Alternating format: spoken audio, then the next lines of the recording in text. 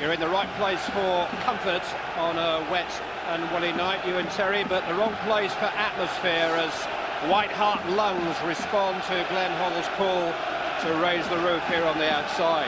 Sadly for Hoddle, Les Ferdinand's sore head has not responded to rest, so Stefan Iversen starts a Tottenham match for the first time since August. Iversen partners Teddy Sheringham, who missed the first leg through suspension. Ledley King and Gus Poyet returned following a weekend with their feet up in readiness for this. When Boudewijn Zenden tormented England in a Dutch shirt on this ground back in August, Chelsea fans thought they'd bought a world beater. They haven't seen all that much of him since, but he's preferred to Gianfranco Zola tonight. Zenden for Zola, the one change from the team that caned West Ham on Sunday. The Wizard is on the bench. Graham Lasso is still getting over the flu. Right, hide behind the sofa, you Spurs fans, while I remind the country how long it is since you last beat Chelsea. It was in the week of Nelson Mandela's release, the week that a toothless Mike Tyson lost his title to Buster Douglas in Tokyo. It was February 1990, and Tottenham's 89th minute winner over at Stamford Bridge was scored by Gary Lineker nearly 12 years ago. Not that he looks much older these days, and he can play better golf than any of us too. He's perfectly poised. Both of last year's finalists overturned first leg deficits in order to reach Cardiff. One of these two teams will head for Wales next month as favourites to win the Worthington Cup. Both teams can see the devil and the deep blue sea. They start the night stuck somewhere in between, and Ron Atkinson, the first goal of the night, will change a great deal. Yeah, massive. I mean, obviously, if Chelsea get it, then Tottenham have a mountain to climb. If Tottenham, on the other hand, if they nick one particularly early on, or it doesn't matter, any given stage, if they go to 1-0, you'll hear the roof lifted here, and that will set them right up. So it's the classic situation with the home team having to make the chaser. The pitch is soft, but it's survived the elements pretty well. It's a flat, fast surface.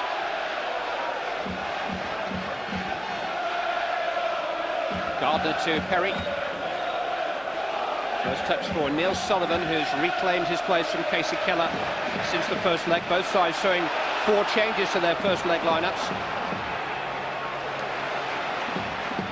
On by Poyet. Taricco. Here is Boudewijn Zenden. The most convincing of clearances. Sherwood into the path of Davies.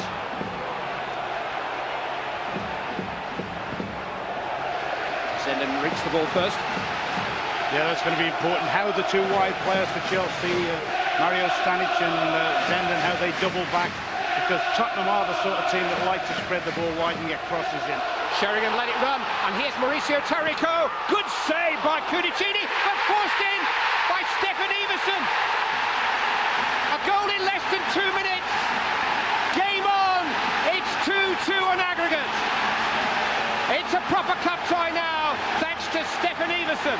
Well, look at this for fair defending. They let Taricco in. It's a great save by Cudicini. Terry dwells on the ball in the second minute of a cup tie, semi-final, when it should be if he has to roof that. And Iversen, full marks for Iversen. He's wide awake, he gets a little snack, but Terry must have been sleeping. He must have still been in the dressing room there. 3 years ago, when Tottenham Hotspur reached the final of this competition, their winning goal in the semi-final against Wimbledon, the only goal of that semi-final, was scored by Stefan Iversen. And that was a lob over his current teammate, Neil Sullivan. He's beaten Carlo Cudicini here inside of 2 minutes. And Tottenham have their goal back. I think 2 things spring to mind from Chelsea's point of view. First of all, Taricco was allowed to run in unopposed. I mean, he is the wing-back. His job is to get forward. The space he had to run into was ample. And then, of course, the thing we're harking on now, Terry's basic elementary error. You don't fiddle when you're in the last third of the pitch, and now they're spreading it wide again. And it's Taricco who is stretching Chelsea again. Squeezed across in towards Iversen once more. Over Sheringham, Davies is there. Forced away by Melchiot. But Chelsea are at 6s and 7s back there. Petit trying to calm things down. Can't link up with Guðjohnsen. Stabbed by Gardner all the way back to Neil Sullivan.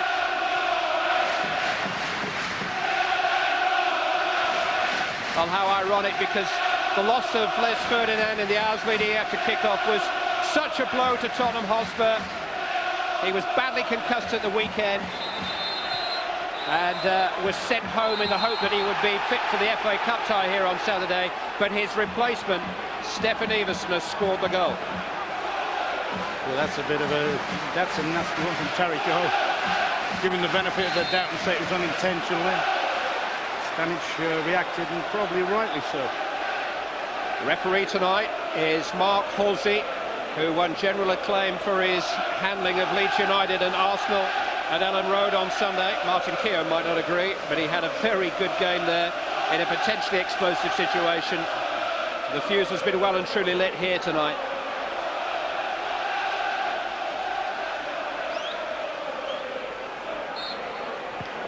Melchiot's free kick is wasted. And Claudio Ranieri's Chelsea just haven't got out of bed here yet. You know, I've been watching Petit since the game started. He is absolutely strolling. I know he's the sort of player that likes to get on the ball and dress it up, but he didn't look as if he was switched on. Even the movements that started, that got Taricco on, Petit just looked to be ambling about in midfield.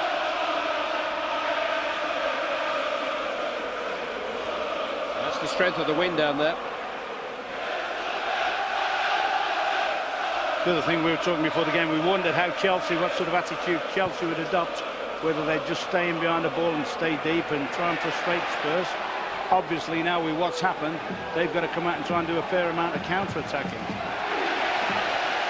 The away goal that Les Ferdinand scored at Stamford Bridge could count double at the end of the night, but only at the very end. Crosses from Davies, Iversen is there again, turn away by Stanić. Clive, if Chelsea don't switch on quickly, let's just see this little spin. That's a good ball because he can motor. Just a bit heavy for him. If Chelsea don't get switched on quickly, particularly in midfield and even at the back, they can find themselves out the game before they started, because Tottenham are flying at them, particularly in wide. The wide area, Simon Davies there got round and lobbed one in. There it is again. But look at that. If you're in doubt in there in your own box, you clear the thing. Away goals are not a factor until after extra time has been played in this particular competition, so we needn't worry about that for a couple of hours.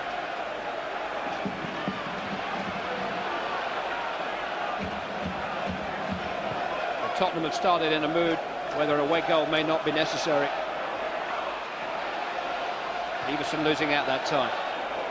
Lampard trying to steady the ship, on by Hasselbaink to Guðjohnsen. There was a foul there by King on Hasselbaink. Referee tried to play an advantage.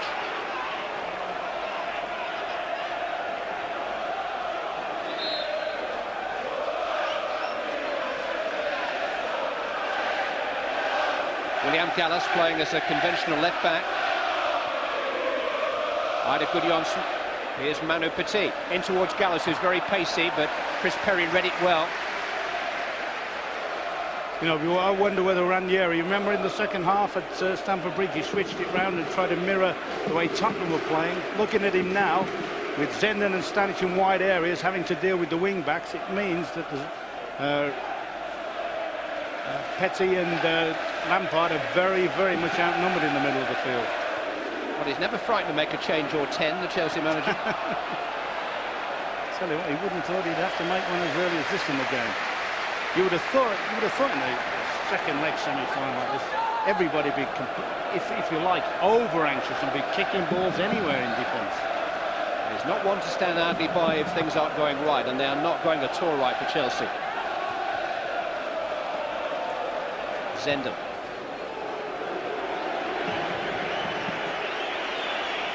The other thing you'll be looking for as well, he's got some players with massive reputations. I mean, his front players won't let him down, that's for sure. But the likes of Desailly, the likes of Petit, Zenden, big players, played at the highest level.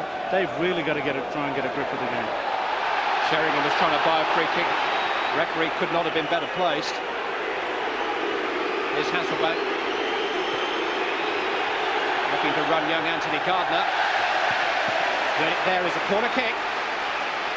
And that's the beauty as far as Chelsea are concerned. They've got two front players, one Guðjohnsen that can hold it up and bring people into play and do a trick. And they've got Hasselbaink who can isolate people, get at people, and that's a good forcing run. Pace camp here for Chelsea. Something to go on from. Desailly is forward, so too is Mario Melchiot, so too is John Terry. Referee just having a quiet word with Darren Anderton over something that he said. Petit takes in towards Terry. Forced away very bravely by Iversen, the goal scorer. Sheringham quickly out there. Strongly out there. Zenden felt that. He was motoring there, Teddy Sheringham. Marcel Desailly wasn't too impressed with the challenge. Nothing wrong with that. It's just you don't expect Teddy to make those sort of challenges. All those kind of sprints. Or if that had been a quality fullback, you'd have said, well done, son.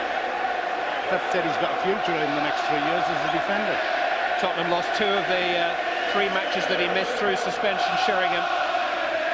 But he's rested up quite a bit during the 2.5-week break during the ban. And Glenn Hoddle says that he's looking particularly frisky as a result of that. I think that Zenden might just agree. He's been in the job 10 months now. George Graham won this competition within 5 months of taking over. Spurs' first trophy for nearly 8 years. An overdue return to Europe, but he couldn't ever quite make himself at home here. Home is where the heart is, and Glenn Hoddle's heart has always been at White Hart Lane. Zenden's evening appears to be over. Sam Dalla Bona is being readied. He only lost his place through suspension at the weekend, the young Italian. But Zenden clearly shaken and hurt by this Sheringham challenge. He is unable to continue.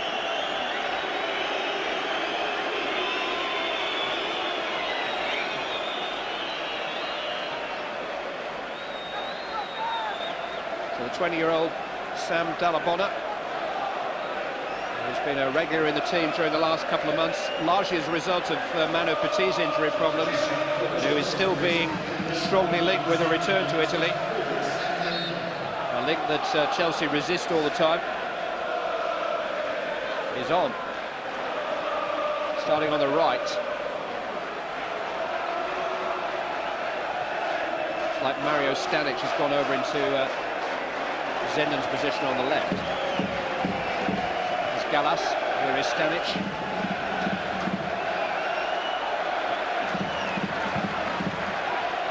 Sheringham, calmly into the path of Poyet. Jabbed on towards Davies. Cross comes Terry. Manages to block Davies' run, and the free kick goes Chelsea's way.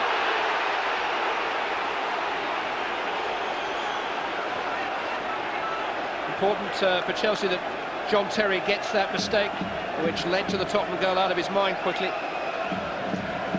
When he gets across here, he's got to make a decision. He's got to make sure he gets it right. He could possibly have obstructed Davies there. I think Davies might have a little case there.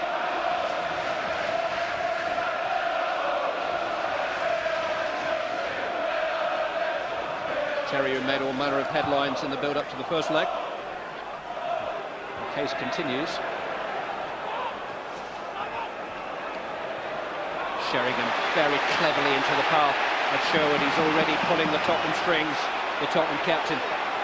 Here's Taricco, who set up the goal. Gardner offering him an option on the outside. Gardner can stay forward for the corner kick. Ledley King will join him. It's not quite a siege, but Chelsea are under pressure.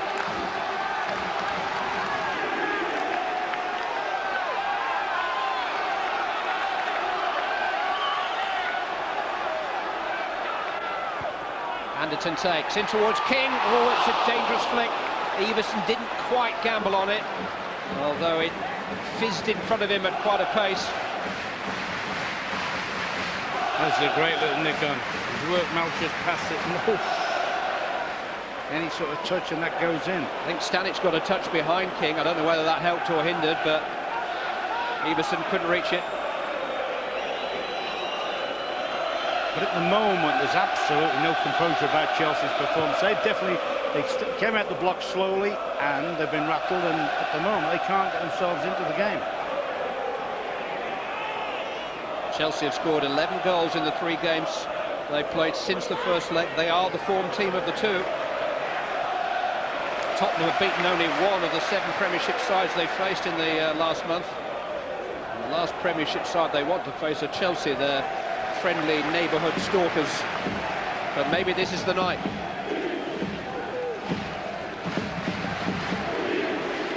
Just watching Dalla Bona here, you know, Sam Dalla Bona, he goes in narrow against Anderton, and it leaves Taricco acres of room out here. This could be an ideal switch now with Taricco. He'll come back in for Anderton.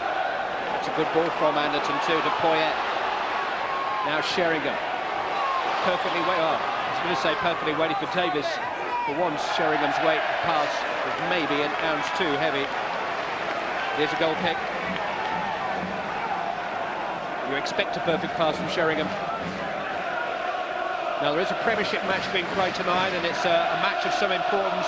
It's at Filbert Street, and it's Leicester City 0, Arsenal 1. Arsenal's game in hand tonight, which if they can win will carry them into 2nd place in the enthralling Premiership title race. Leicester City 0, Arsenal 1 in the Premiership. Van Bronckhorst the scorer.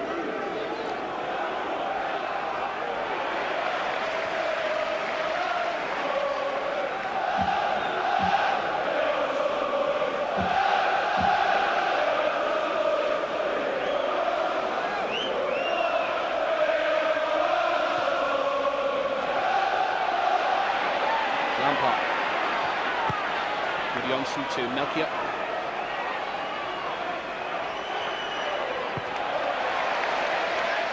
Gains by Taricco. Iversen into the path of Sheringham. Taricco. Anderton.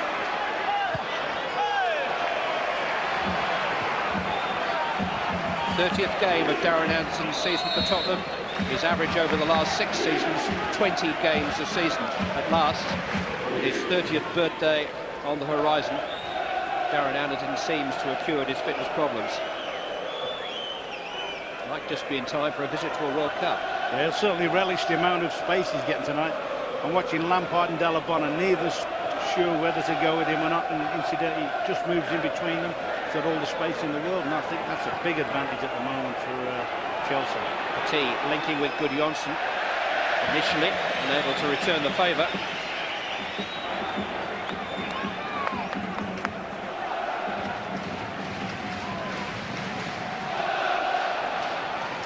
Stefan Iversen, who gave Tottenham the lead inside 2 minutes. Chelsea have since lost Zenden with a badly gashed right leg to be replaced by Sam Dalla Bona. It has not been the start that they had planned.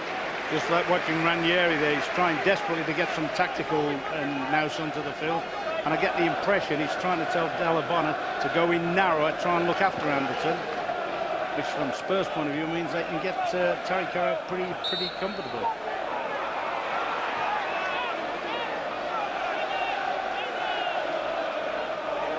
He started the season with Zenden on the right and Jesper Bronkier on the left. 2 very adventurous wingers in the 4-4-2 system he prefers, but both have had fitness problems almost ever since then. You know, I think at the moment, Clive, he'd be well advised to do what he did at half-time and try and mirror them.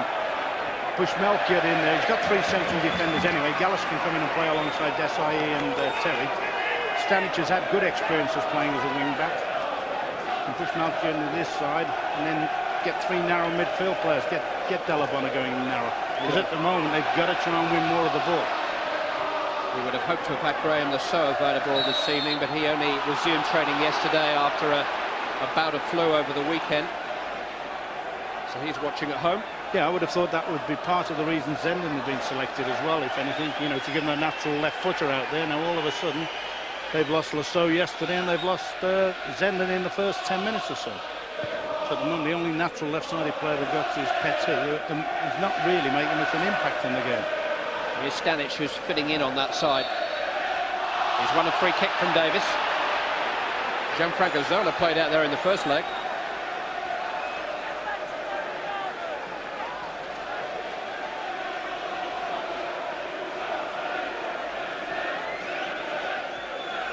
Hasselbaink, the ace goal scorer, always goes out to take the set pieces. The big men are in the Tottenham box.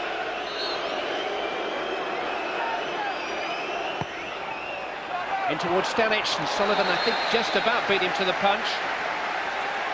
Referee moved in quickly to award a free kick against Stanić.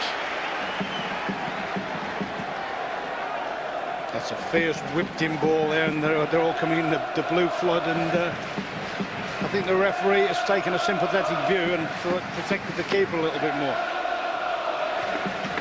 It was a collision as much as anything, wasn't it?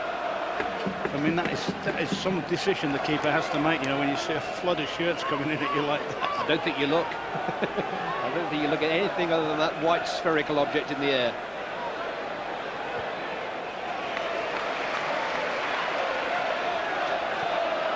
Gardner to Anderton.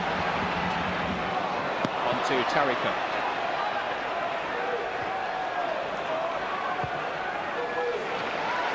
There's a confidence and a pep about Tottenham. Yeah, they've been brave. They've been very, very brave.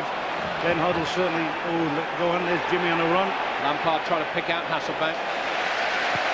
They are going to be so dependent upon Hasselbaink and Guðjohnsen today. Resounding round of applause for this man, Ledley King, for his defending there against Jimmy Floyd Hasselbaink. That's not a bad pass either towards Iversen. Not a bad first touch either. And John Terry managed to get his body in the way. Tottenham have a corner kick, a thumbs up to King from Iversen for this pass. Yeah, look, they're all over the show. I mean, Iversen's done well. He's pulled on the shoulder of Terry. He's done well to get his shot away. Terry, for a start, is ball watching, doesn't really know where Iversen is. And Melchiot's not in a position where he's come round on any sort of cover. I think tactically, they're in a dreadful time at the back. Anderton takes towards Iversen. Terry did just enough against him. Roughed him up as they leapt to try to connect with the ball.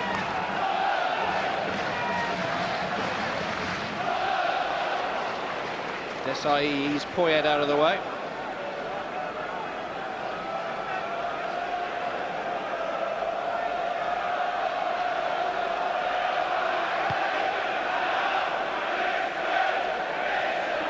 It looks very much as if that's what's happened. He looks as if he has narrowed down at the back. That's Gallas to go in a little bit closer alongside the two centre-halves. Here is William Gallas. I'm not sure Melchiot's sure what's going on. Whether he thinks he's got to play as a back four player or play as an attacking wing-back. Gallas freed by Stanić's clever flick. Held up by Davies. It is a Chelsea throw. Gallas suddenly found himself in a cul-de-sac. Stanić with a useful cross. Guðjohnsen maybe being held by Gardner. Taricco wasn't quite sure what was happening around him. Cheap corner conceded. Better for Chelsea though. They started to build up some momentum, getting 3 players around the edge of the box, and they have got some firepower up there. The big guys up the back, and Stanić, he's never really shown what a good header he is of the ball yet, I don't think, at Chelsea. Petit takes. There's some pushing going on by Mario Stanić. And when we first saw him, when he first came into the side in the Croatia side, he seemed to be getting on the back stick an awful lot with his head. There's another one of those ugly whipped-in balls, and they've all gone in there again. It's Rep and half have to be in the wider weight club to make decisions there, don't you? There's so many players converging on it.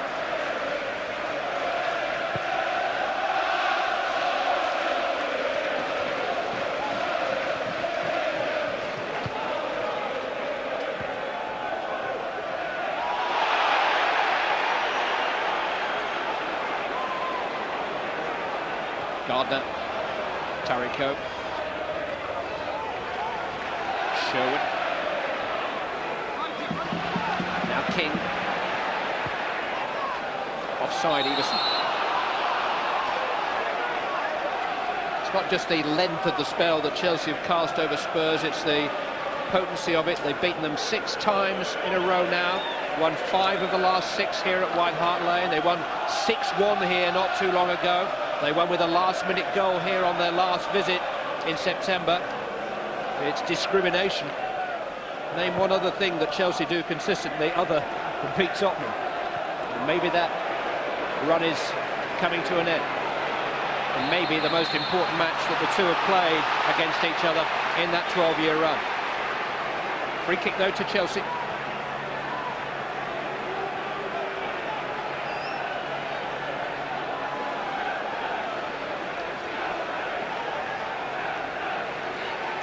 While this is going on, before they take the kick, Ranieri is having a right conversation with Dalla Bona. He's trying to get him to do a specific job, I think, in the middle of midfield to get the width.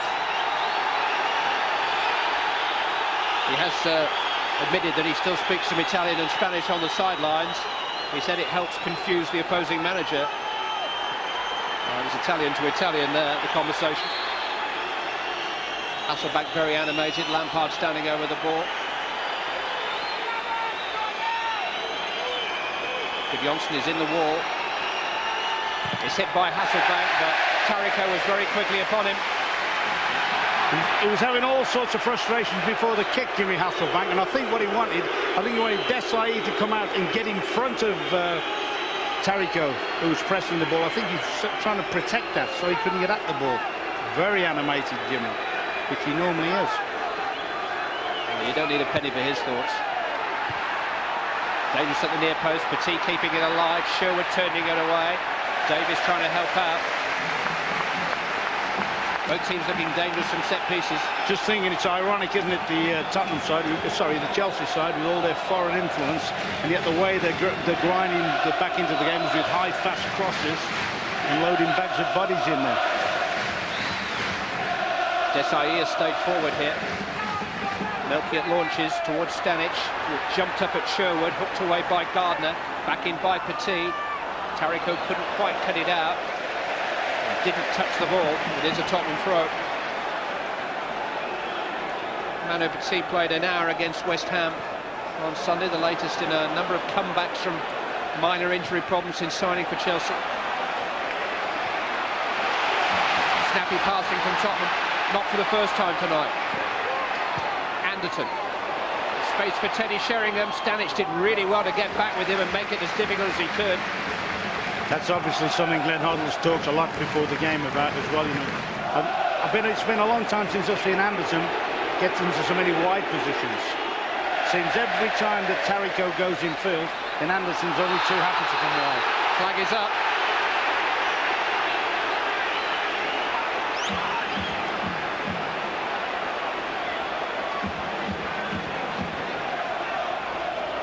It's not quite a perfect night for Tottenham. Latest score from Filbert Street, Leicester City 0, Arsenal 2. Arsenal unbeaten on their travels in the Premiership this season. 2 up through Giovanni van Bronckhorst and Thierry Henry. Leicester City 0, Arsenal 2 in the Premiership. Gallas in towards Hasselbaink. Good defending by Gardner, who stuck to him. Corner's been given. Yeah, he's looked impressive when he's come out from the back, Gallas. Good pace, as you said. Gets it to their post. Hasselbaink, like all good strikers, tries to get there. Full marks of the kid defending. He's made sure he can't get a strike on goal. Just caught for the first Hasselbaink goal in the first leg. But he's a rapidly maturing young man. Certainly rapidly growing young man. That's towards Desailly, and he just couldn't quite improvise. It bounced up to him. In the end, he got a little bit too much on it for the men just in front of him. That would have been ironic when the worst corner either team's hit. It's an awful ball, really. It's caught everybody by surprise. Anderton into the path of Davies. On again for Darren Anderton. Poyet was arriving. Melchiot saw it all the way. Cleared. Petit. Stanić. Hasselbaink making the run beyond him. Gardner again is the defender. Forced wide by Sherwood. Tackled by Sherwood. Won the ball. It's fallen for Lampard. Frank Lampard. That's better, but that was about time. I thought it was about time somebody of his stature, Desailly, imposed himself with the way he went in there. And they need something like that, I think, Chelsea. Somebody to trigger them off. And you look at him, big, powerful, World Cup winner, the whole lot. He's the sort of player you're looking for to turn it on tonight. He's the sort that should be grabbing the game by the scruff of the neck, dominating, dictating. And he is the Chelsea captain this season. They need some leadership and some guidance from somewhere. He's definitely took Dalla Bona right in narrow now. Poyet skipping away from Melchiot.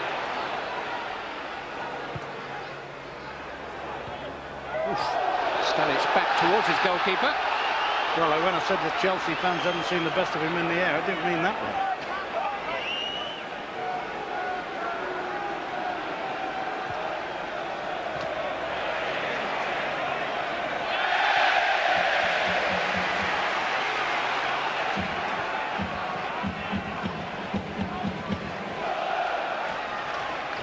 Oh, that was a bit loose from Anderton, but Perry managed to smuggle it away as Hasselbaink came in.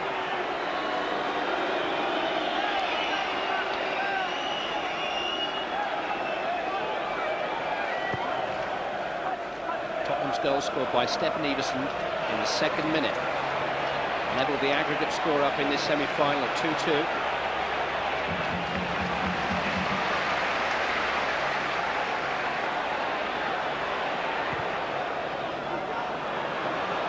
Desailly starting to impose himself a little. Hasselbaink. And by Dalla Bona to Stanić.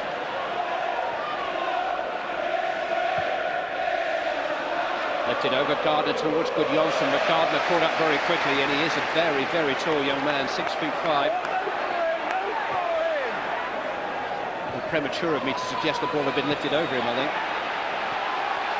One back by Melchiot, held up by Gardner. It'll fall for Guðjohnsen. It just wouldn't stop bouncing.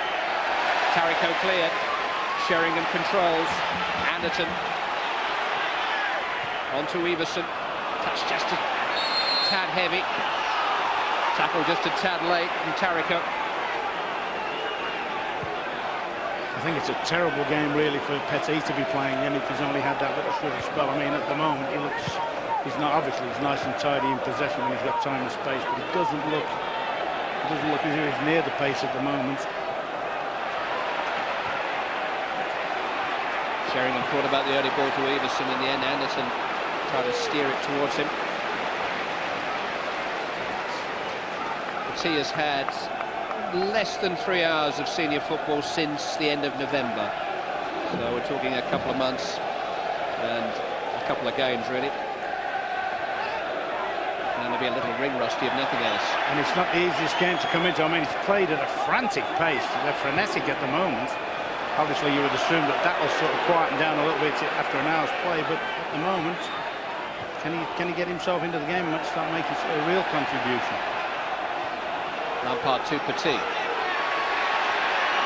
Into the path of Guðjohnsen. King caught up with him. Didn't dispossess him. Still eyed Guðjohnsen. Wouldn't fall for Lampard. Poyet and Davies trying to smuggle it away. Sheringham though to Anderton. Up to Iversen. Good challenge by Gallas that time.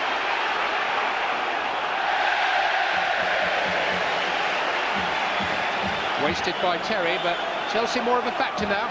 Yeah, I think the tactical switch has helped them a bit. Dalla Bona's gone into an area where he may not be the greatest ball winner, but at least he can be somewhere near Poyet, somewhere near Sheringham when Sheringham drops off.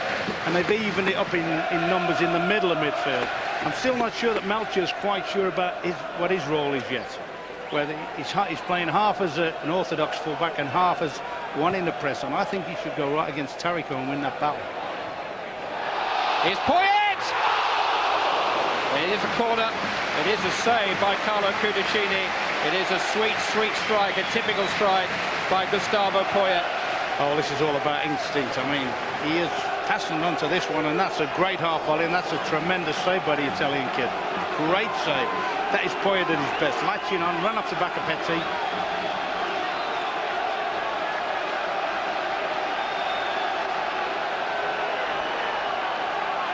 More problems for Cudicini via Anderton's corner. In towards Sheringham. It's hit by Sherwood!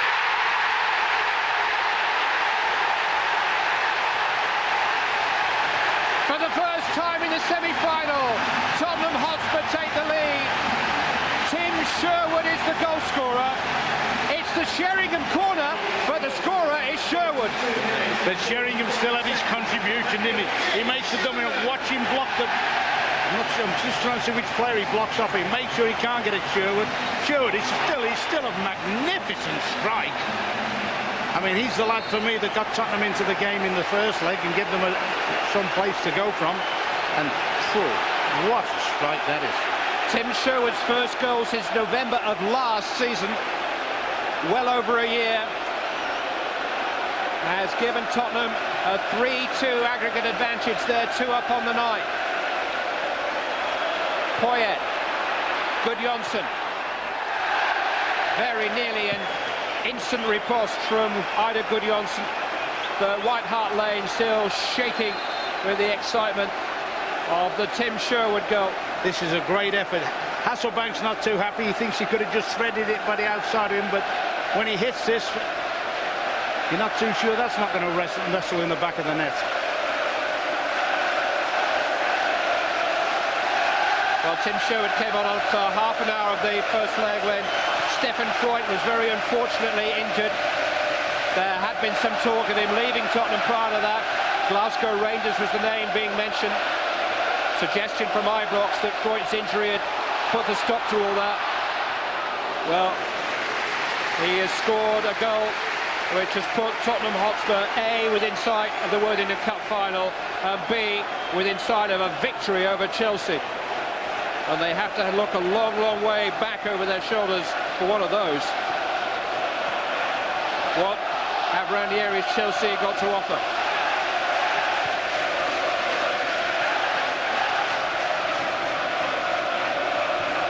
Two stunning goals. The first stunning for its timing inside of 2 minutes. The second stunning for its velocity from Tim Sherwood after 33 minutes.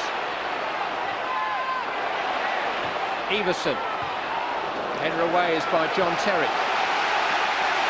Just thinking as well, what was it, 15 seconds after that shot of Poyet? It was almost a carbon copy of it.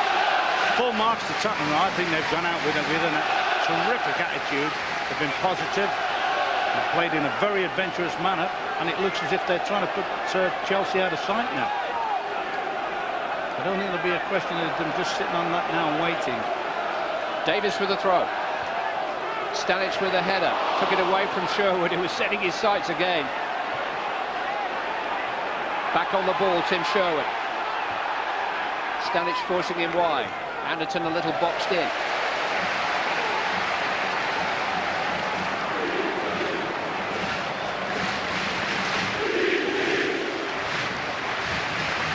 Davies winding up a long one. Poyet is there, it came off a Chelsea head, but ironic, just at the moment when you felt that Chelsea were beginning to get some kind of a foothold in the match after a very shaky start. They're hanging on again here. Yeah, I mean, free kick. I mean, you're right, Clive, but they were getting a lot of pressure play, free kicks, corners, and they've got one here again. But you've never felt, for me, I think that from the word go, I think Tottenham have absolutely bossed the midfield completely. You know, I look along the 5 that they're employing in there, Tottenham, everyone is bang at it. We're talking about bang. Yeah. 72 miles an hour. Jimmy Floyd Hasselbank's first leg free kick was measured at. They think it's the fastest shot they've ever measured on the Prozone machine. It was from this kind of run, a couple of shuffling steps. Maybe a little further out this time. You think he'll lay it off? I think you've got as much chance of getting a pass from him here as any of his teammates have. It's Hasselbaink, it's straight at the wall. He'll have another go. Sheringham was there. Dalla Bona in towards Guðjohnsen. Stanić is there too, but Stanić has been penalised and Tottenham get relief. That's right.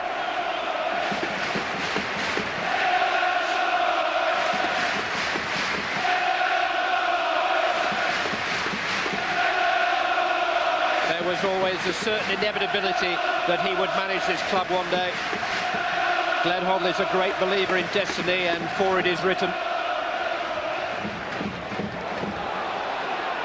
And maybe Tottenham are destined to win tonight. They certainly deserve their 2-goal lead. But it's only 1 on aggregate. Gardner. In towards Iversen. Couldn't quite climb high enough against Gallas. In fact, jumps into Gallas, or was it an offside? But when they attack, you know, Tottenham, they're only attacking really with Iversen as the spearhead. Sometimes Sheringham or Poyet going and joining.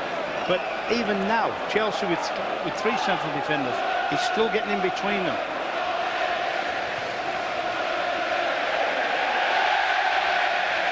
Desailly with a very, very loose pass.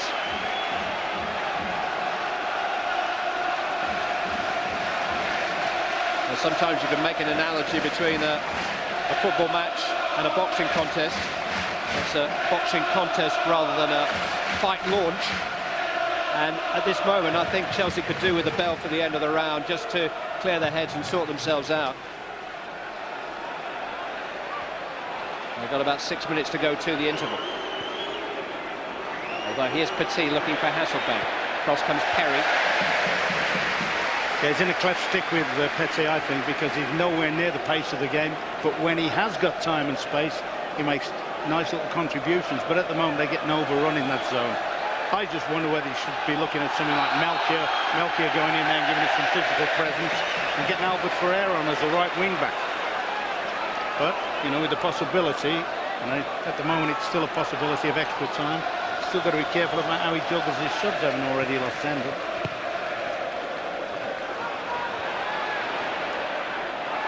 Desailly slipping, couldn't quite recover, did just enough to smuggle it back into the path of Gallas. Chelsea defending under pressure though. Oh, Sherwood got a touch which almost carried it into Hasselbank's path. Perry was there. Taricco now to Sherwood. Sheringham inviting Tim Sherwood to go on. You mentioned about Sheringham having the little break and being full of life and that, but Sherwood, who's been missed most of the season, I'll tell you what, he's taking over from where he left off at Stamford Bridge.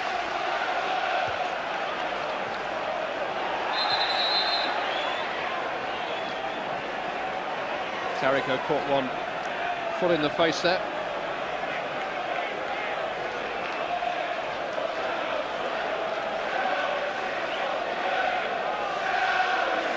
Quite sure what it was that caught him in the face.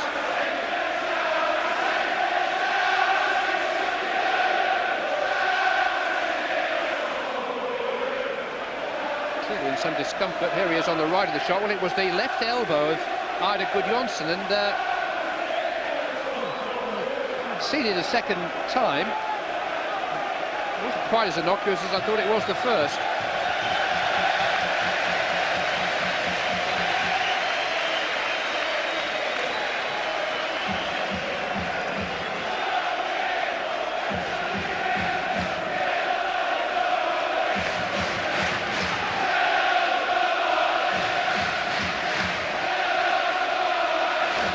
You know, that sportsmanship of passing the ball when when there's been an injury, but giving back to the opposition.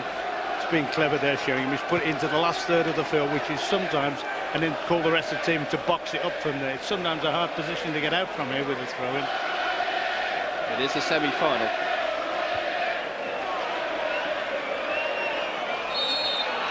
Poyet had his arm over Lampard there.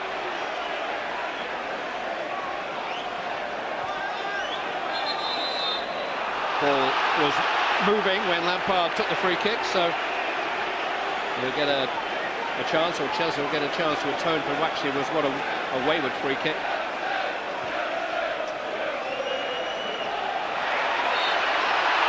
Foul by Gardner on Hasselbaink.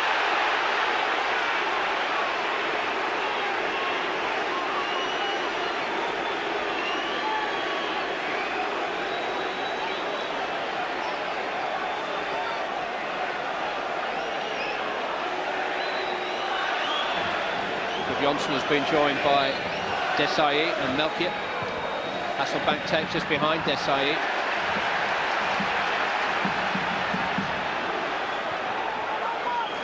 Gallas is the last man. Petit making himself available. Mario Melchiot. Jimmy Floyd Hasselbaink. On to right of Guðjohnsen.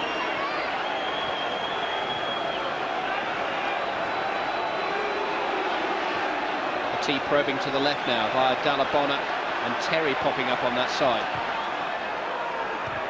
Headed away by Gardner. Held up well by Iversen. Right minds in that Tottenham midfield. Sheringham and Anderton and Poyet, they're on the same wavelength. There's some of the one-touch and little layoffs, and little slick passing, and when they come out of the defensive situation, has been brilliant. Iversen after 2 minutes, Sherwood after 33. Tottenham lead by 2-0 on the night and by 3-2 on aggregate. Davies with a long throw. Iversen managed to get his head to the ball.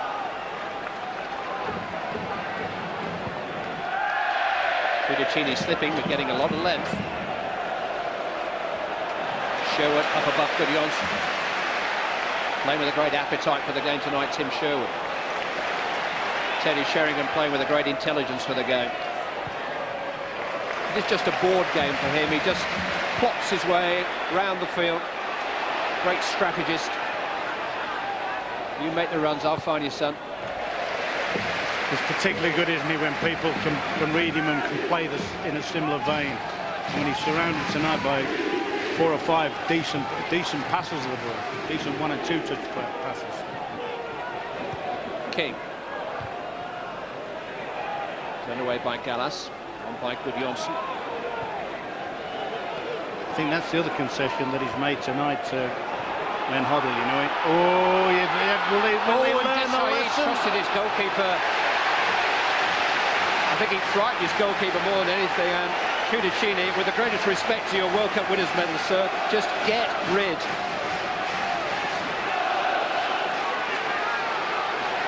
Corner kick. But that may typify what's going on at the back. They've been easy-osy and for me sloppy. Last moments of the first half. Anderton takes, headed away by Dalla Bona. A Tottenham-dominated first half. There will be an additional 3 minutes. I mean, we talk about the midfield, which for me has bossed the game for Tottenham. I'll tell you what Glenn Hoddle's done well and different than he did in the first leg. He's dropped Chris Perry into a very deep sweeper position to perhaps nullify Hasselbank's pace. Did flash at 3 initially. I'm not sure it was then replaced by a 1. Free kick taken with a moving ball again. It's in the laws, he can't play advantage there. That's written down, black and white. Ball's got to be stationary. Not a question of applying common sense or anything like that. Hasselbaink down to Petit. Cleared by Perry. Gallas. Davies to Sherwood. Tottenham have passed the ball much better than Chelsea, much better. I think there's been a different tempo about the passing as well. And Chelsea have sort of rolled the ball, whereas Tottenham have zipped it. Tell you what, they've done well. The three at the back have done well. I worried about them a little bit tonight. I wonder whether they might be a bit suspect, the three, but they've stood their ground. They've got off the front foot and competed for everything. Right again by Gardner, filling in for the cup-tied Dean Richards. Dalla Bona. Melchiot. Ran into Sherwood though. Terry's header forward. This is Hasselbaink. And now Petit.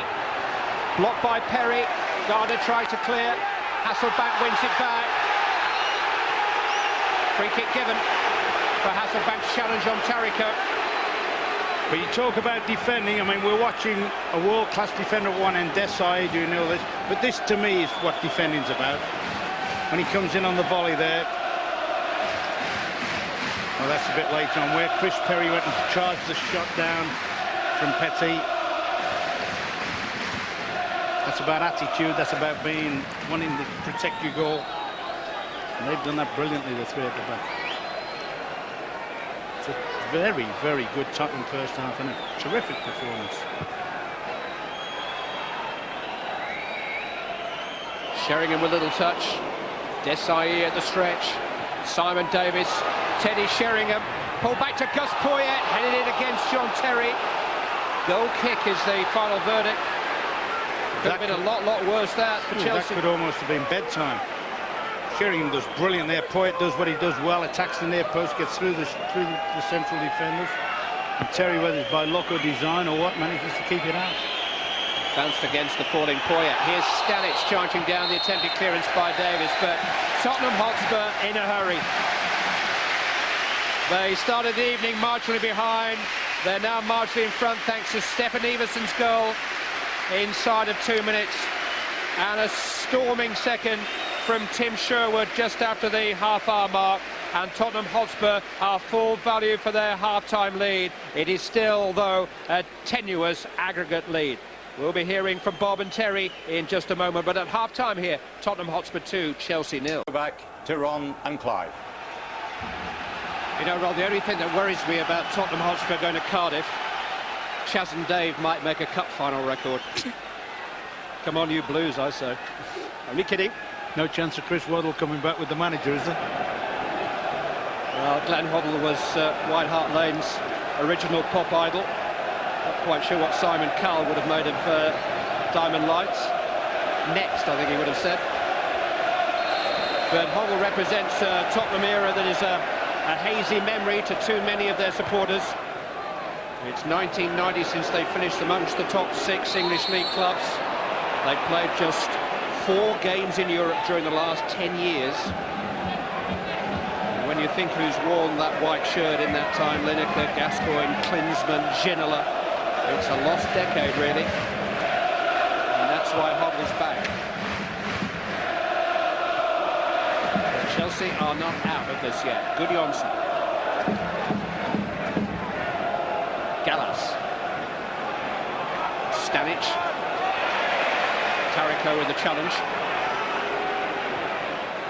Gianfranco Zola is still available from the Chelsea substitutes bench this evening.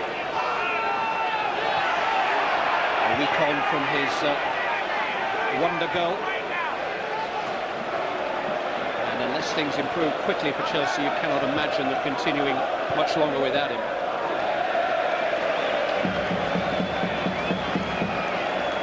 There's the wizard, as he was dubbed by his manager after that triple Salco goal last week. Not much bigger than Harry Potter.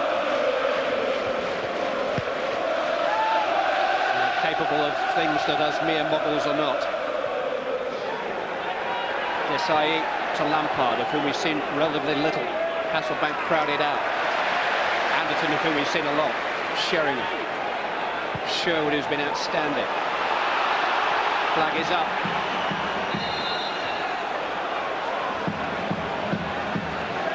And everywhere you look around the field at the individuals, Ron, ticked by virtually nearly every Tottenham name, maybe across by virtually every Chelsea name, yeah? Yeah, I mean, you've got individual battles going on all over the field, and we've got one on the left-hand side here, Mario Stanić, who, for me, doesn't look at all suited to playing on the left-hand side. Maybe a bit unfortunate there to go in the book, but still, against young Davies, and Davies is giving him a hell of a competition, and that's going on all over the field. The 3 kids at the back are giving the, if you like, the more experienced Chelsea 3. They're giving them a lesson how to defend and how to get your tackles in. It is Gus Poyet's 5th yellow card of the season, which will mean a suspension, but will not affect his chances of playing in the final, should Tottenham reach it. We'll miss our home match in the Premiership against Leicester City here next month. Petit straight against Lampard. Petit just hasn't been able to command things at all for Chelsea. Well, a lot of management. What a pass that is from Anderton. And here's Davies arriving. Simon Davies. Cudicini held on. Yeah, may have been advice to take it on a few more paces and cut it back across the face. But once again, that's typical. He was on the front foot. He was ready to sprint forward. We've just seen it with Gardner there. And everywhere you look, you know, Clive, you go first. And it's always a white shirt that's first. I mean, there maybe if he'd have just knocked it out of his feet one more time and then he'd got the opportunity then of shooting or flying it across the face. And so far, Chelsea have been able to find that rousing start to the second half that Terry Venables felt they really needed. It's still Tottenham on top. Sheringham looking for Anderton. Lampard coming between them. Anderton wouldn't let it go. I think he's got Ranieri's got to make a decision now, I think. I know you can say, all right, they're only a goal and it only takes a second to score a goal. But somehow or other, you think he's got to try and get some energy into his midfield. Hasselbaink. Time for King.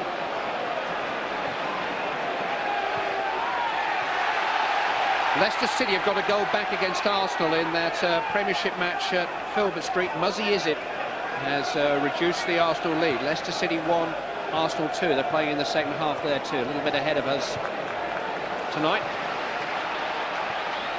Arsenal with a chance to go second in the league this evening. Sheringham got a touch. This is Taricco. Poyet is breaking down the centre. Instead it's Anderton. Now in towards Poyet. Cleverly for Sheringham! That is a picture, an absolute picture. A wonderful goal to put Tottenham Hotspur within touching distance of a cup final. And if that is the goal that takes them to Cardiff, they'll remember it for the next month. It just gets better and better. The build-up was terrific. The layoff was absolutely superb. And I've got to tell you, somehow or other you knew. When Sheringham shaped on that, you felt that wasn't going anywhere else. Keeper's desperately unlucky again. He gets across, gets a touch, but the power of the shot just takes his fingers away. But the whole movement, the little interplay between Taricco and Anderton was superb. The ball into the box from Anderton, terrific. The chest control of Poyet, fabulous. Just if you're a Tottenham connection, it just gets better and better. Well, Sheringham's actually got 8 games without scoring for Tottenham, but set up brilliantly there. He gave the move the finish it deserved, and Tottenham the kind of lead they've deserved on the night. They've got 2 clear goals now on Chelsea on aggregate. And Chelsea's most famous pensioner less than amused.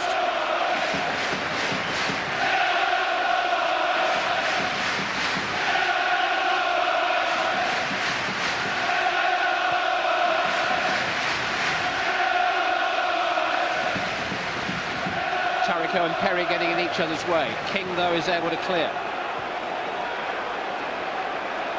Gardner into the path of Sheringham. Has he wasted a pass tonight? I can't record it if he has. Anderton hasn't wasted many. This is the best game I've seen Anderton have in years. I mean, she seems to have popped up all over midfield, and yet has shown that great desire to get back into those wide areas. Back in the England picture against Sweden in November. He played the last half hour there for his country. He has big tournament experience. If they were on the plane tomorrow, he'd be going. Sheringham might be too. On towards Iversen. Petit made a challenge, but it's come for Teddy Sheringham.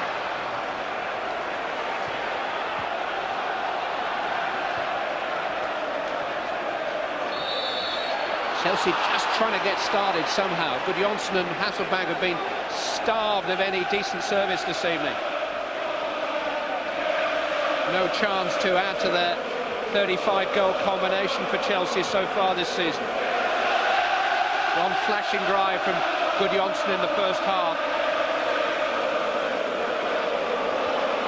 Petit in towards Hasselbaink. Sullivan with some very decisive goalkeeping.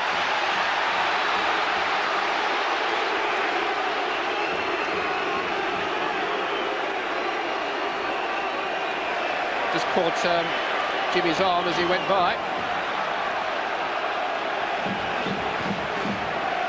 Sure he didn't tear the material on the shirt with his stud.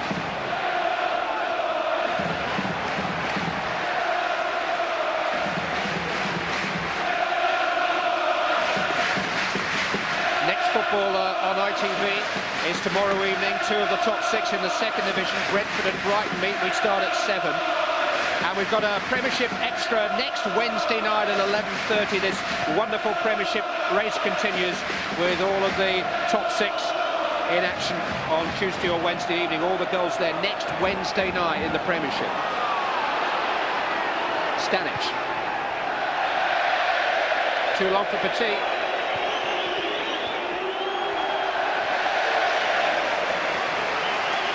Yeah, acres of space. Mario Stanić working out on the left-hand side, but obviously more suited to playing on the other side. Hits an awful ball, over-hits an awful ball. Well, he can't imagine that this is the same team that he put out against the likes of West Ham and Norwich in recent days. They've been overwhelmed tonight from the moment that John Terry made those couple of errors which led to the opening goal inside of 2 minutes. They've been completely unable to recover. Terry has forced a corner, in fairness to him. To be fair, in the first half, this represented their best opportunities, didn't it? Free kicks where they could load people in and maybe scramble some sort of a chance. Petit will take. He's in towards the head of Guðjohnsen. Hasselbaink jumps through the goalkeeper, jumps into the goalkeeper and is penalised. Teddy Sheringham happy. Melchiot with a raised arm. Mike Tyson and Lennox Lewis are in there somewhere. Now the card is coming out. Melchiot certainly raised his arm in the midst of that, and there's a red card. Oh, it's Jimmy, is it?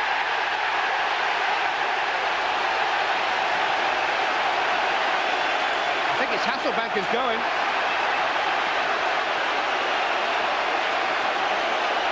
I think Sheringham's trying to protest his innocence. Watch Hasselbaink being pushed. Well, it's Melchiot's arm that's raised. Taricco had a little slap on the back of Melchiot's You know, head. looking at that scramble, Clive, I think Hasselbaink is probably the player with the Has he got the wrong man? least. Oh, he's got the wrong man. Got the wrong hand, I think. I think if he's sending somebody off, he could send 2 or 3 off if he's going to make that as an instance there. But he's definitely, Hasselbaink is definitely blameless there. I mean, he could not possibly consider the challenge on the keeper initially was enough. Could have been that little melee there. He's definitely got the wrong player. And I think Sheringham, to be fair, pointing it out, and I think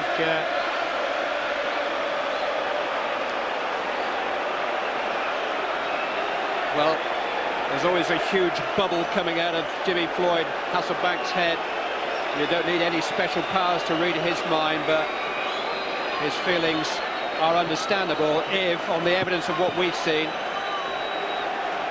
he is a victim of mistaken identity.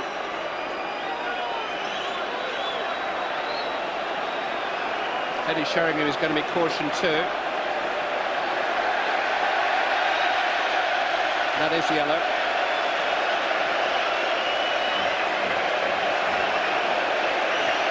For what it's worth, Hasselbaink straight red would probably miss the fine even if Chelsea reached it. surely he'd get that rescinded, would he not? If he's been sent off for allegedly striking somebody, he's got no case to it. I mean, he just simply hasn't done it. You just cannot see if Hasselbank's done anything there which would land him in the kind of trouble that he's now found. I think Mario Melchiot owes him one, big time.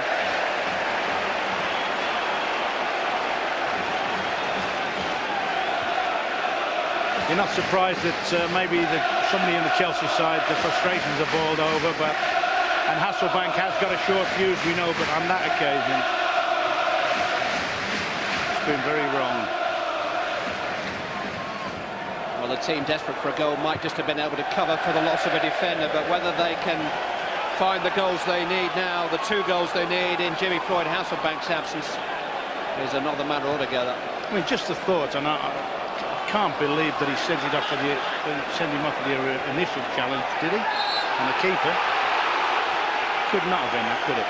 Could only have been that he thought that he'd struck at Sheringham there.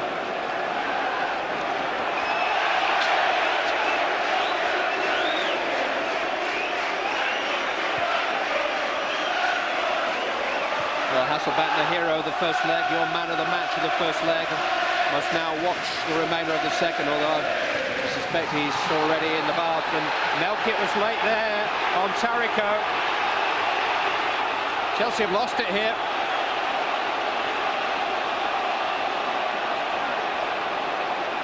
He had a kick after the ball had gone at Taricco as he slid through. I think Dave Bryan, the assistant on the far side, will probably have had a good view, and Mark Horsey is just consulting him. You know, I'm not in favour of those replays or whatever, television evidence or whatever, but when you think about the situation there that arose with Hasselbaink, maybe there is a course for them in that sort of Well, Melchiot's going to get a card here.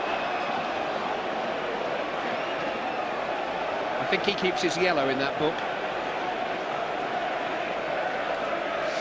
He had such a good game at Ellen Road on Sunday. He's handled things well tonight, but I do think he's made an error of identification there, Mark Halsey. And ironic now, it's Melchiot who gets the yellow card. Well, He was standing behind Sheringham. He saw the hand come up.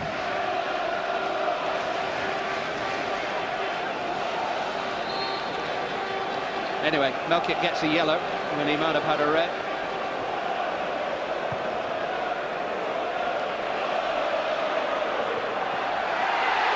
All of which has almost diverted our attention away from how well Tottenham Hotspur have played here to score 3 times through Iversen, Sherwood and Sheringham, and take this semi-final by the scruff of the neck and leave Chelsea requiring 2 goals in a little over half an hour to get back into it. Here's Guðjohnsen.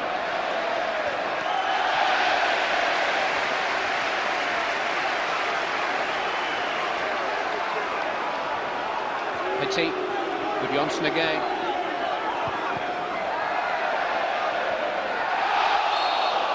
Was a handball. Well, Chelsea can't win the game now, can they? Tottenham could only lose it by getting nervous, careless or casual. You just, sometimes a team goes down to 10 men and it raises them, they have a spark. And certainly Chelsea need a spark, but it doesn't seem as if it's going to come at all now. It is asking an awful lot of Zola. He is the man they turn to now in this situation, and surely they must.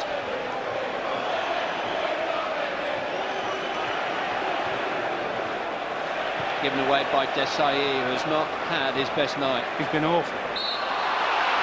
The two most, if you like, the two most medalled players they've got, Desailly and Petit, have had absolutely little or no contribution in the game at all. And that must be soul-destroying if you're somebody like Ranieri, because those are the sort of players in a match like this you'd expect to hang your hat on.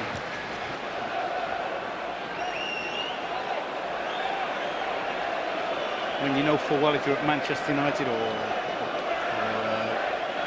Arsenal, you know, your Vieiras, your Roy Keane, your strong men, they play well on a night like this.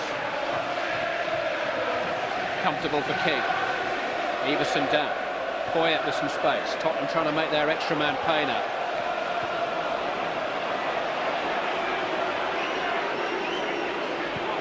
Dalla Bona into the path of Stanić. Showed too much of it to Ledley King.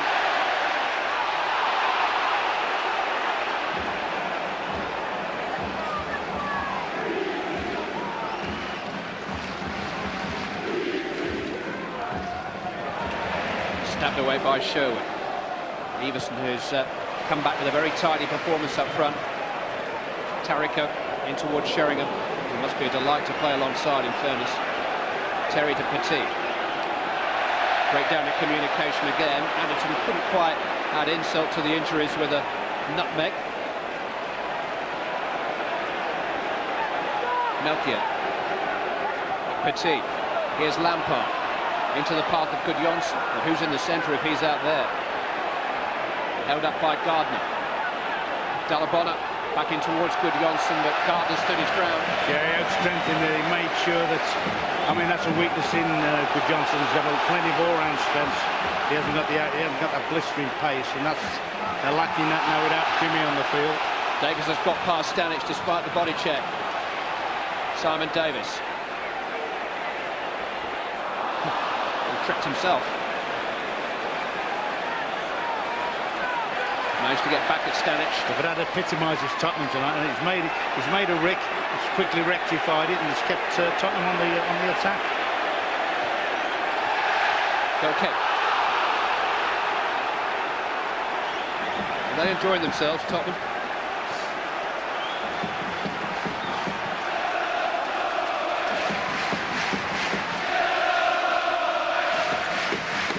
Their last win over Chelsea was in February 1990.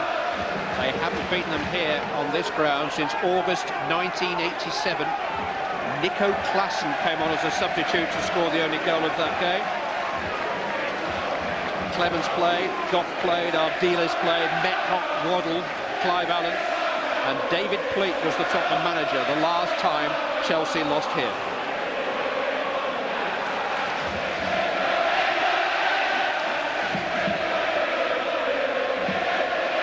Melchiot caught in possession by Taricco. Nowhere to go.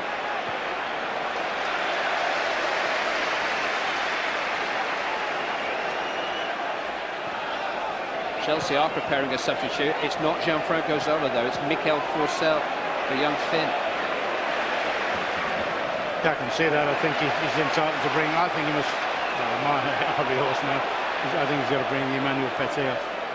Give some energy in there at least. We understand from Gary Newborn down there that it is Petit who's coming off. Davies to Poyet. On goes Davies.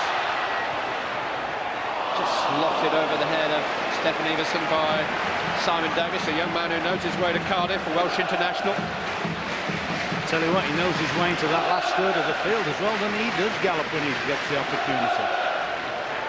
He actually hails from Haverfordwest, which is about as close to Cardiff as London is in West Wales.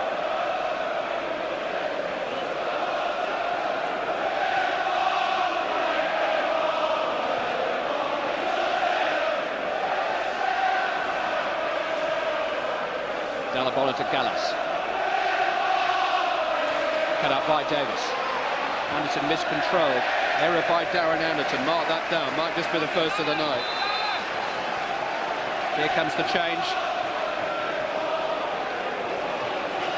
Petit, who, so the story goes, had talks with Tottenham Hotspur back in 1997 and used the expenses that they gave him for a taxi to go down to Highbury, where he spent the next 3 years. You can't get a taxi in one of these things. Mikel Forssell, who has scored from the bench in his last 3 matches, comes on as Petit's replacement.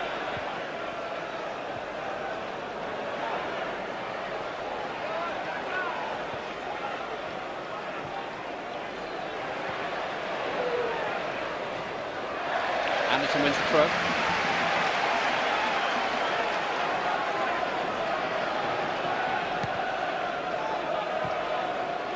Sheringham. Again, such a precise pass to Davies. And what's that for a cross to Poyet? Well, Melchiot made a challenge, which made it difficult for Poyet, and then went down. Wouldn't he love to notch one tonight, Poyet? But he has been very influential in at least 2 of the goals. This is a great shot that forced the corner that Tim Sherwood put them in the lead. And then that little chest control for Teddy's goal recently. Iversen after 2 minutes equalised the aggregate score. Sherwood after 33 minutes with a thunderous volley edged them in front. The back heel there from Forssell looking for Guðjohnsen. And Teddy Sheringham after 50 minutes with another glorious goal. It's given Tottenham that clear daylight between them and Chelsea now on aggregate. 4-2 is the overall score in the semi-final. Gianfranco Zola is imminent for Chelsea. I was just wondering whether I would have thought that maybe Stanić, who hasn't made a big contribution at all on the left-hand side, which is fair dues because he can't play. He's not passing his position anyway.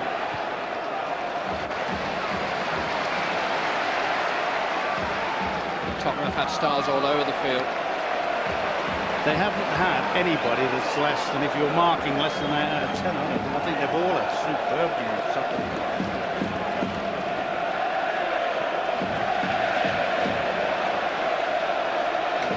After 12 years of waiting, you're entitled to milk it a bit against local rivals. I also think the manager should get a big sort of congratulations because the way he's played, he sent them out there to get forward, to take the game straight away to Chelsea, and they've done that. This is matador football. Davies with a shot, beaten away by Cudicini. But they were toying with Chelsea there. Pass after first-time pass, putting their opponents one way and then the other and creating the opening for Simon Davies. Lampard. Dalla Bona. Guðjohnsen trying to protect the ball. Did that well. Melchiot. Lampard. Now Terry. Guðjohnsen unable to connect. Forssell maybe unsighted behind him. Just the moment then when it opened up for Simon Davies.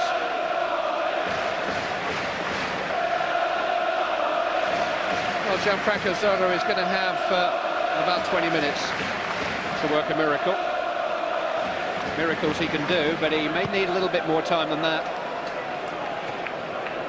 It's how Chelsea are going to get him the ball in the first place.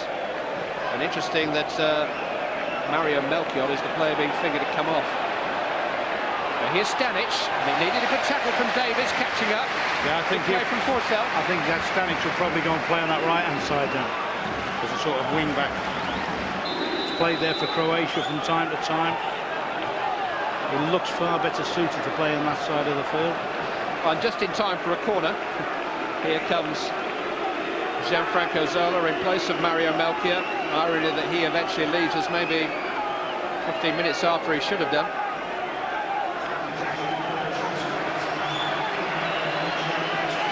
They haven't got Graham Lasso on the field, who provided the ammunition for Zola's wonder goal a week ago. Zola offering himself for the short one. Zola's cross, turned away by Iversen. Guðjohnsen. Anderton got to it. Dalla Bona forward though, Forssell to Zola. Davies in sharply. Given back to Guðjohnsen. He can dribble this boy. Just unable to link up with Forssell though.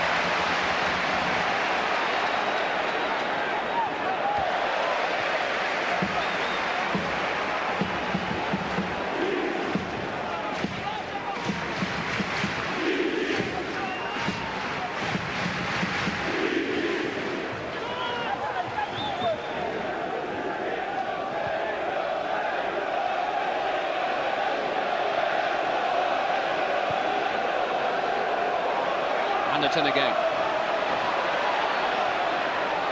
Davies getting in behind Chelsea towards Sheringham.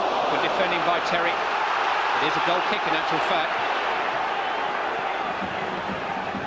But the more and more the game goes on, this lad's so full of energy and pace and zip.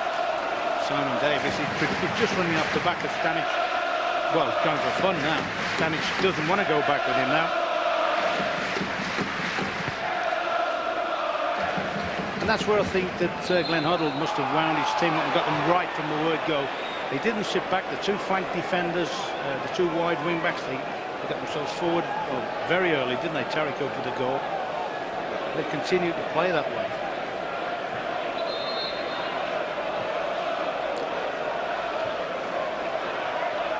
Zola getting on the ball. Terry just clipped the back of Chris Perry. John Terry's stuck at it after a really difficult start to the match. Downright bad start to the match. He's got heart, he's got spirit, that's for sure.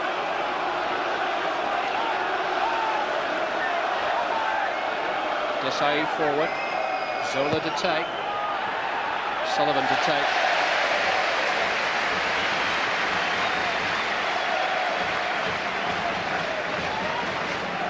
Have been immaculate from 1 to 30 tonight, Tottenham.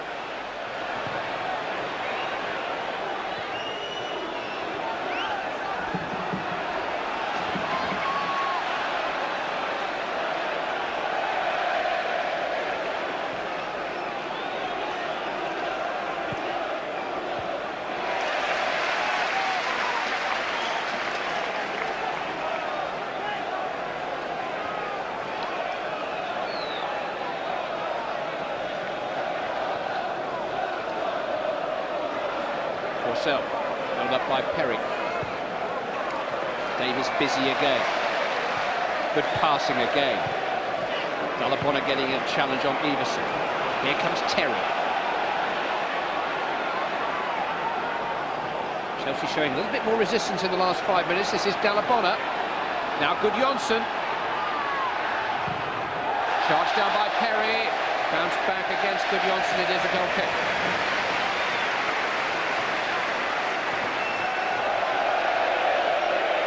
Once again, good defending.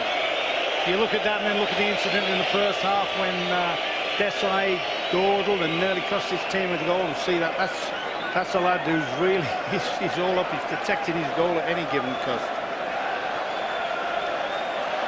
They ain't going past.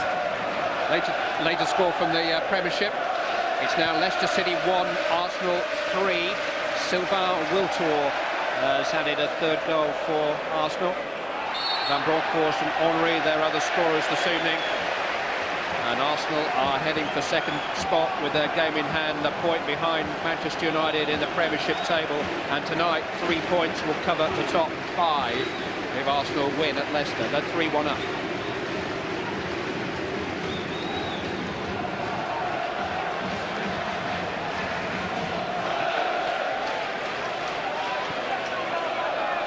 Anderton. In towards Iversen. Got it well. What an inviting cross this is, though. That is a lovely curling fast curl. Full marks, Iversen, bit unfortunate.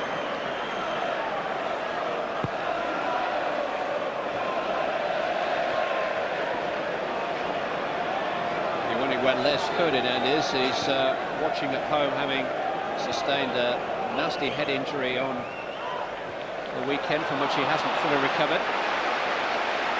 Still feeling a little bit groggy. He was sent home. But don't worry, Les, this is really happening. Tottenham are 3 up. They are on course for the final. Sheringham. Iversen. Now Anderton. Davies in acres of space. Simon Davies. It's 4.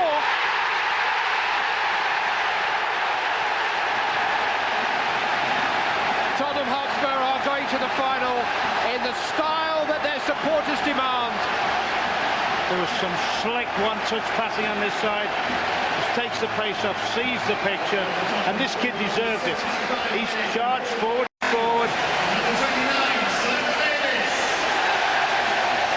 Maybe the keeper should have covered that near post, but anybody deserves it.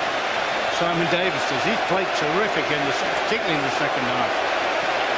But some smashing passing. They used the extra man brilliantly, changed the picture, got it out the other side. Well, Tottenham Hotspur's insistence on attractive football has been ridiculed at times during the last 10 years when they've been anything but successful. But it is a tradition here. It is a tradition which the manager is aware of and was part of and was very anxious to recreate. And tonight they have played with style. A lot of other qualities too, but plenty of style. And when the goals are replayed on the road to Cardiff, they will represent this Tottenham performance, because certainly 3 of them have been right out of the top drawer. Iversen, Sherwood, Sheringham and now Davies. 5-2 on aggregate. And unless Chelsea score 3 times in the remaining 13 minutes, Glenn Hoddle will lead Tottenham Hotspur out in a major cup final, having played 6 cup finals for this club. Only 1 in this competition, that was at Wembley in 1982, when Liverpool came from behind to beat Spurs. And oddly enough, Graham Souness, who will be the opposing manager in Cardiff, was in that Liverpool team. Here's Guðjohnsen.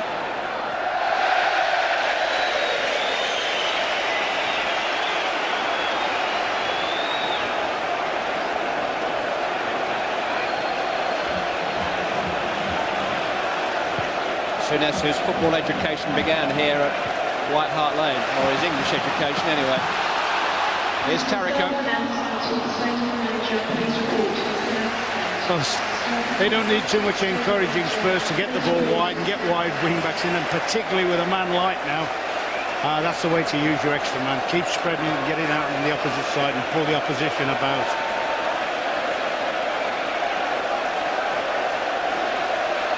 He hasn't thrown the title towel in just yet. Chelsea do have an FA Cup tie at home to West Ham, who they beat soundly last weekend, coming up next weekend. But their Worthington Cup adventure is all but over.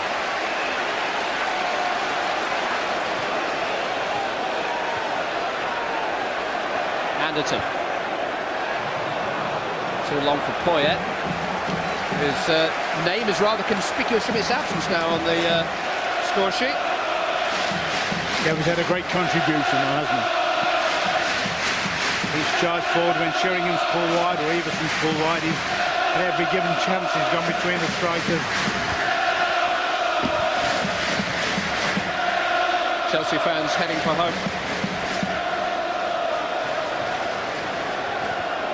A fortnight ago they thought they were the ones heading for a final.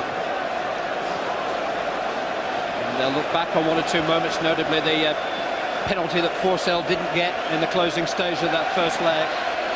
But all the ifs and buts have been wiped away by the sheer conviction of Tottenham Hotspur tonight. They have taken their opponents apart. Dalla Bona. Terry. It's reached Zola. Got his shot away. It struck Gardner. John Terry with an effort.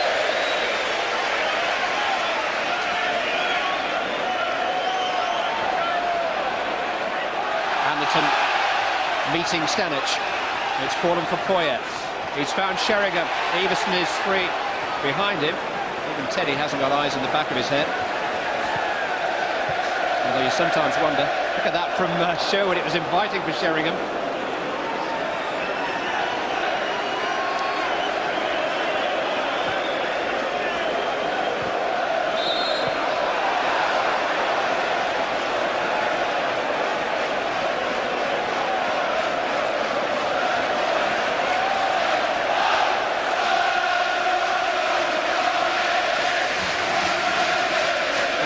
To adapt the old song, Spurs are not on their way to Wembley this time. And Ozzy Ardil isn't around.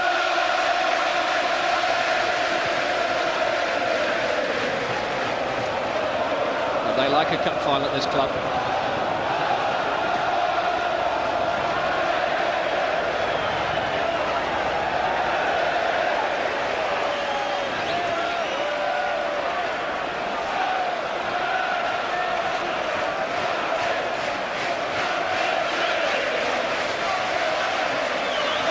They put 6 past Bolton here in the quarter-final. Admittedly, a half-strength Bolton Wanderers team. Sam Allardyce had different priorities, but Claudio Ranieri has put out as strong a Chelsea side as he could muster tonight, and they're facing the same kind of humiliation.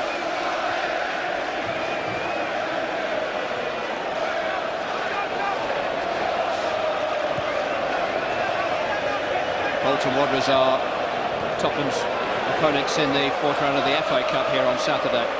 Sherwood pulling back Forssell. Dalla Bona.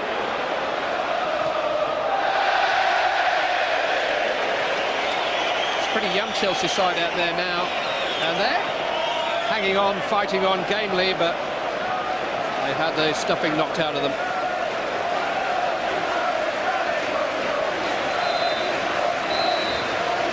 Terrific 4th goal this.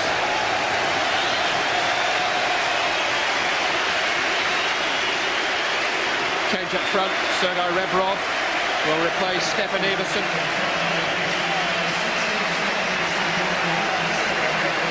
And Øyvind Leonhardsen will come on for Gustavo Poyet.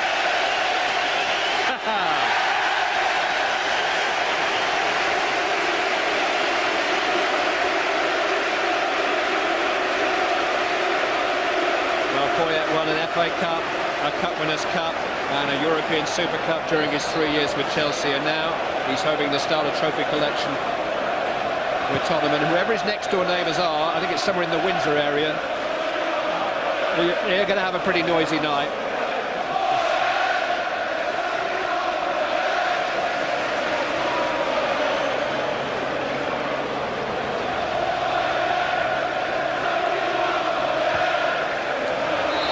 Offside.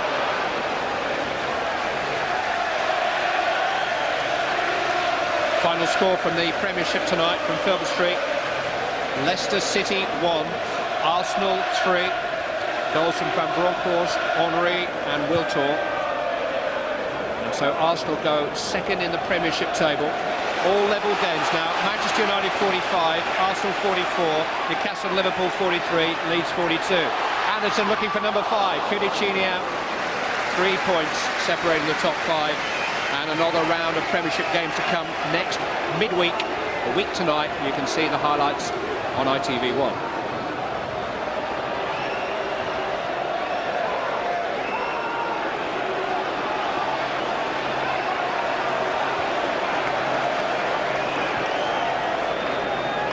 Zola. Tackled by Leonhardsen, stabbed away by Sherwood.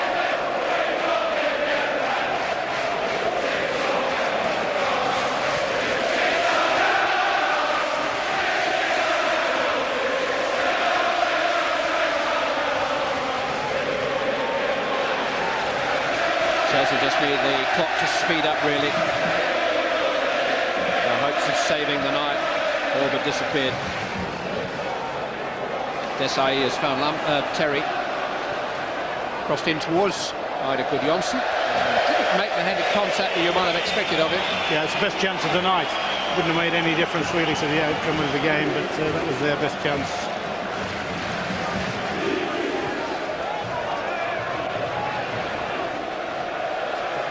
Taricco. Gardner. Sherwood. Space for Davies. That's another good cross. Cudicini got a hand to it. You forget that Tottenham are missing Stephen Carr through injury down this side, one of their outstanding players. He's back in training. You should probably guess that. I mean, let's see Anderton pick them off here. Sheringham. Space for Leonhardsen. It's Rebrov! Tottenham Hotspur 5, Chelsea 0. The spell has been broken. The curse has been lifted. Tottenham have beaten Chelsea extravagantly on their way to the final. Just a suggestion that Leonhardsen may just have been offside, but he makes up the ground there. Defender slips, Rebrov gets in, tucks it away tidy, and it's pitiful now. They're just toying with them now. Yeah, just saying there that the wing backs have been brilliant, Taricco and young Simon Davies, and you're right. If Carr was fit, if Ziege was fit, would they be in the team? Ben Thatcher. Aye. Rebrov jumping into Desailly, which wasn't a particularly wise thing to do, because Rebrov's the one who's down, but the man who's up is that man, Glenn Hoddle.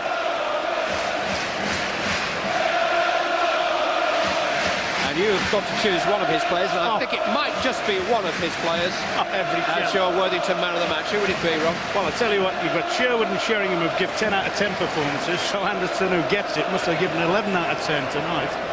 But it's been a hard one. Simon Davies could have had a shout, Taricco, all of them, the kids at the back. Darren Anderton is Ron Atkinson's Worthington man of the match. If you want to agree or take issue, the ITV football website is the place to do that this evening. Message board is open. Spurs might not be finished yet. Gallas back there. And he, for me, has been Chelsea's best player, by the way. William Gallas, yeah. Yeah, he's stuck at it. He's played left back, right back, centre half, and he's getting in the way of Desailly. The other one that would come in for little criticism would be the goalkeeper. But I don't think you could attach any blame at all.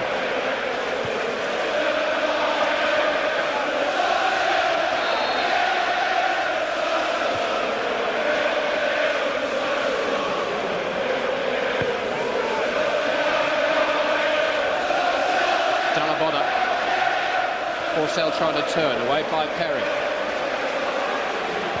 The Spurs marching on to the mass choirs of their supporters who've waited a long, long time for a night like this against Chelsea. No flag because Rebrov came back, and it's Anderton running from onside. Leonhardsen's waiting in the centre. Anderton might go for goal himself. Desailly is back there.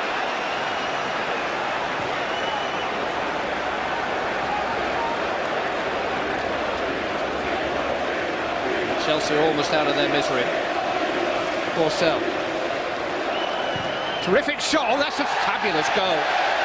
Mikkel Forssell maintaining this remarkable record of having scored from the substitutes bench in each of his last 4 matches. And just underlining what a talent he is. Yeah, it is a superb goal. Tugs it away from Perry and tucks a great shot away. Great pity the rest of his teammates' performances don't match up to that sort of quality. He was a beaten semi-finalist last season when he was on loan to Crystal Palace, beaten 5-0 at Anfield that night. Well, it's 5-1 now.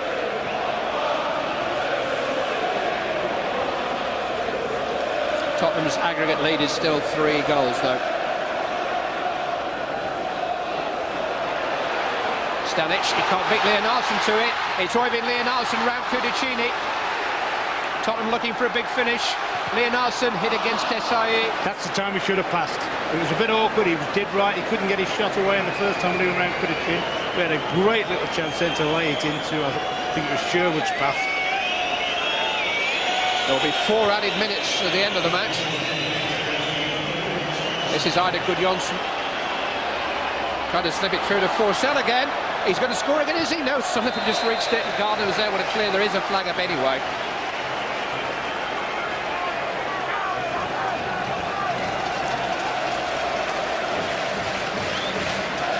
Well, he looked level at worst. Yeah. Good goalkeeping, though. Guðjohnsen and Forssell have stuck at it in these last few minutes. Enjoyed each other's company, the 2 Northlanders, the Finn and the Icelandic, nogging the North country. But they're the ones who are enjoying it. They've got some very public and vocal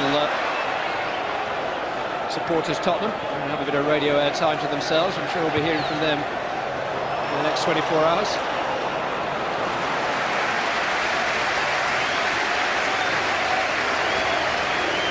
I mean, he's looked a terrific prospect on the right-hand side here, hasn't Simon Davies, and yet I would guess when Poyet comes to the time when he's going to sort of fade away a bit, that this lad will go in his position.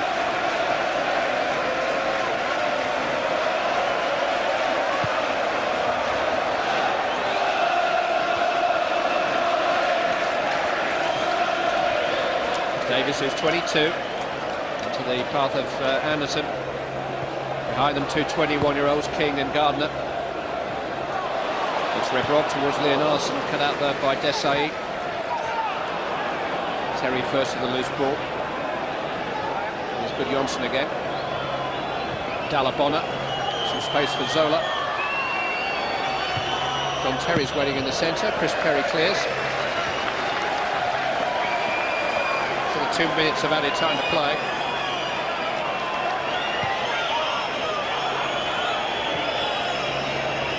Guðjohnsen couldn't slip it past Sheringham, though. Too many tricks you can teach him.